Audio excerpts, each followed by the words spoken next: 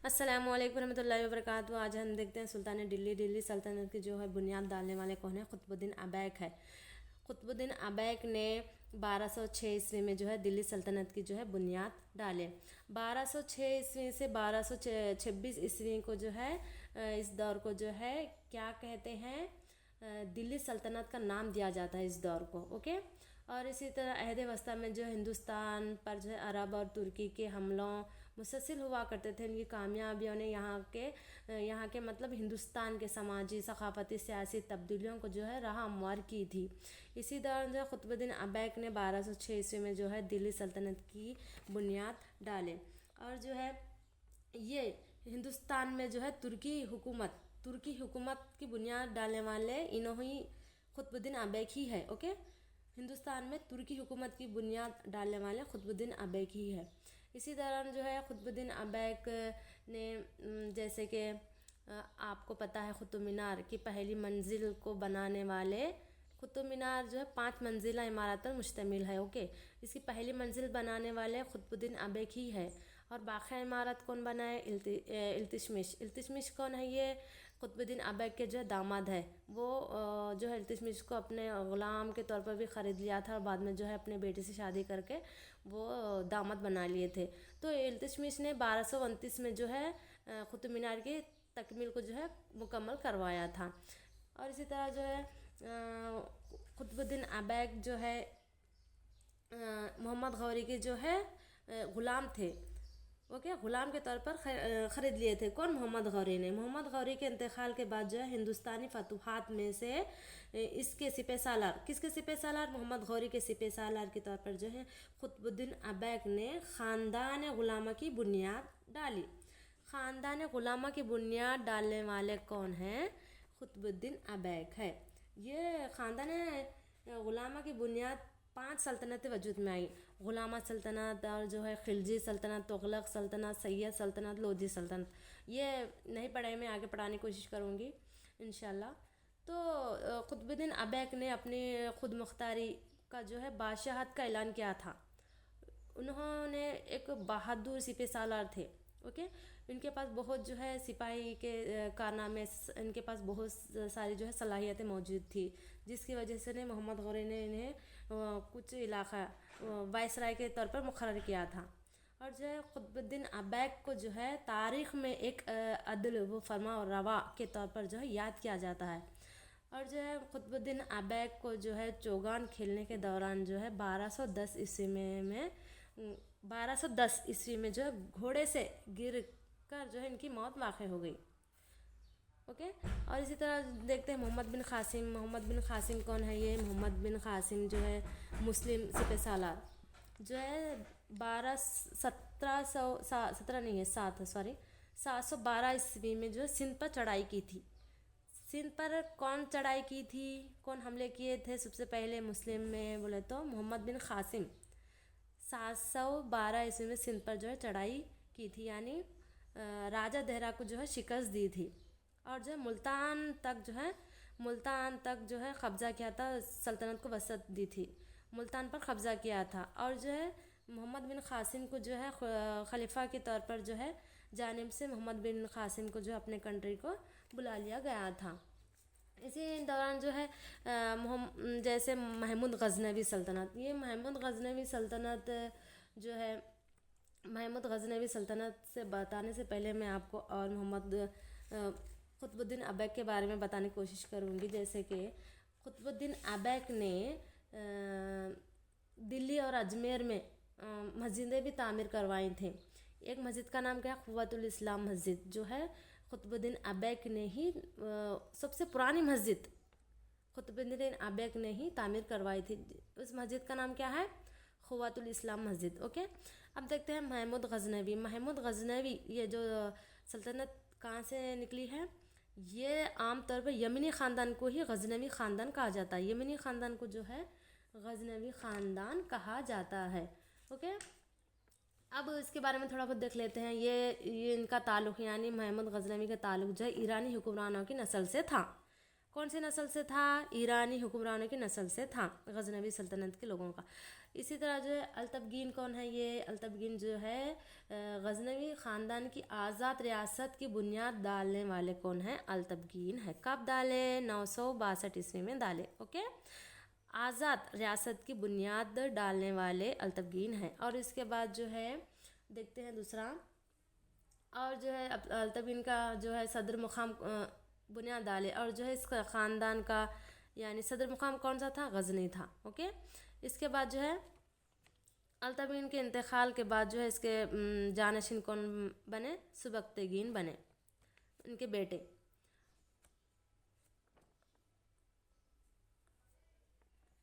सुबक्तगीन ने पंजाब के हिंदू के राजा जयचंद से जंग की।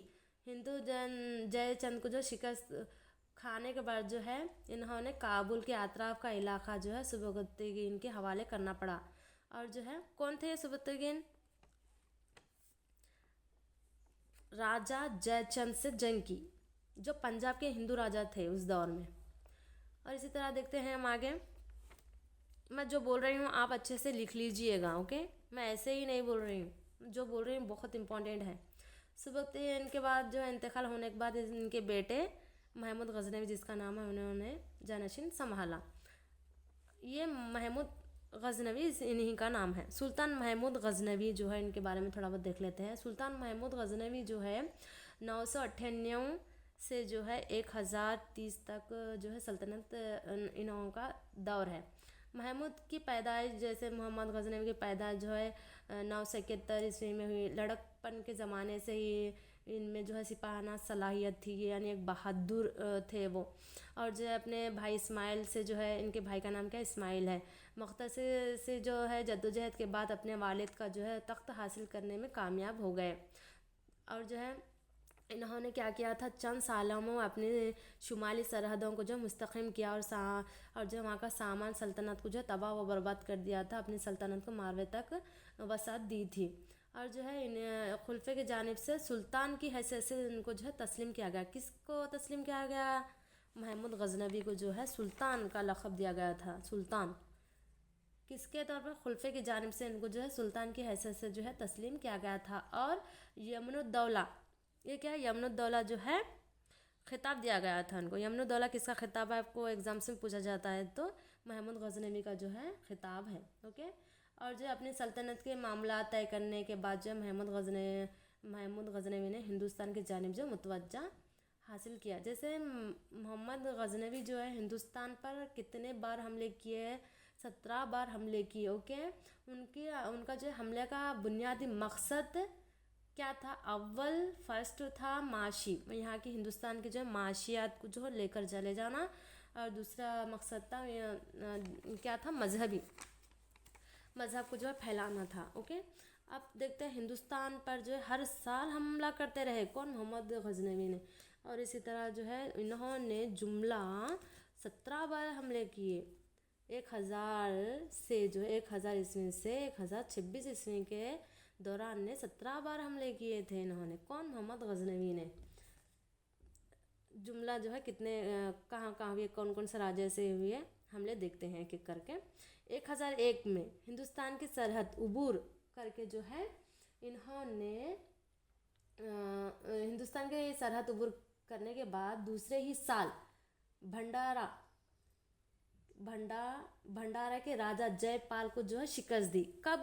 भंडारा के राजा जयपाल को शिकस्त कब दी इन्होंने? 1001 ईस्वी में। ओके, ये इम्पोर्टेंट है। ओके, इसी तरह जो है राजा जयपाल को शिकस्त दी, जिसकी वजह से इन्होंने मोहम्मद गजनवी ने जयपाल को जो है शिकस्त देने के बाद कैद कर लिया गया, जिसकी वजह से जयचंद को अपनी इज़्ज़त नफ्स की खातिर जो है उन्होंने ख़ुदकशी कर ली। इसी तरह जो है वहाँ का सारा सामान जो है माल गनीमत हासिल कर लिए कौन? मोहम्मद गजनवी ने। इसी तरह जो है 1004 ईस्वी में फिर दोबारा हमला किया। किसके दरमियान हुआ? भेरा के राजा राय की सल्तनत पर हमला किया। कब? 1004 ईस्वी में। 1004 ईस्वी में किसके साथ हमला किए? भेरा के राजा राय के साथ में हमला किया, उसकी सल्तनत पर हमला किया और वहाँ का सारा सामान लूट लिए गए। और इसी तरह जो है 1005 ईस्वी में 1005 ईस्वी में जो है मुल्तान के मुसलमान हुक्मरान के ख़िलाफ़ भी जंग की और वहाँ के सारा सामान जो है लेकर चले गए। और इसी तरह छठवां हमला कहाँ हुआ? छठवां हमला किस किस के दरमियान हुआ बोले तो अनंतपाल और इसके जो शरीक जो साथियाँ थे इन्होंने शिकस्त देकर जो है इसको अनंतपाल को शिकस्त दिया। कौन? महमूद गजनवी ने। छठवां हमला अनंतपाल से हुआ। सातवां और 11वां हमला देखते हैं किस किस के दरमियान हुआ। नागरकोट और जो नारायणपुर कश्मीर था उस दौर में। कश्मीर, थानेश्वर और मथुरा के खिलाफ किए गए। मथुरा के खिलाफ जो है 7वां और 11वां हमला किए। कौन? महमूद गजनवी ने। 12वां हमला देखते हैं। 12वां हमला खनूज के राजा जय से किया। खनूज का राजा जय के खिलाफ किया। कौन सा हमला था? ये 12वां हमला था। खनूज का जो है इलाका बहुत मालामाल था, वहाँ मादनियात बहुत ज़्यादा थी। अगर आप मेरे चैनल पर नहीं देखें तो देख लीजिएगा। जैसे जनपदा महाजनपदा के बारे में मैं पढ़ा चुकी हूँ। और जो है ये खनूज का जो हिस्सा था वहाँ पर जो मादनियात होती थी वहाँ का जो मादनियात को लूट लिया गया। 13वां हमला किसके साथ हुआ देखते हैं। 13वां हमला जो है चंडेला राजा के साथ में किया गया। चंडेला के जो राजा को जो शिकस्त देकर जो है वहाँ का सारा माल लूट लिया गया। 14वां और 15वां हमला गोलियार के साथ में हुआ था, गोलियार के राजा से। 14वां 15वां हमला। और जो है महमूद का सबसे बड़ा अहम हमला 1025 सोमनाथ के मंदिर पर हुआ। सोमनाथ की मंदिर ये कौन से स्टेट में आती है आप मुझे बताएंगे? सोमनाथ की मंदिर, ओके। और जो है सबसे और आखिरी हमला, सबसे अहम हमला कौन सा था? सोमनाथ की मंदिर। और आखिरी हमला कौन सा था? 1027 में जाटों के खिलाफ था। और जो है जाटों के खिलाफ था ये हमले को भी जो है जाटों को जो है शिकस्त देकर फतह को हासिल करे थे, महमूद गजनवी ने हासिल किए थे।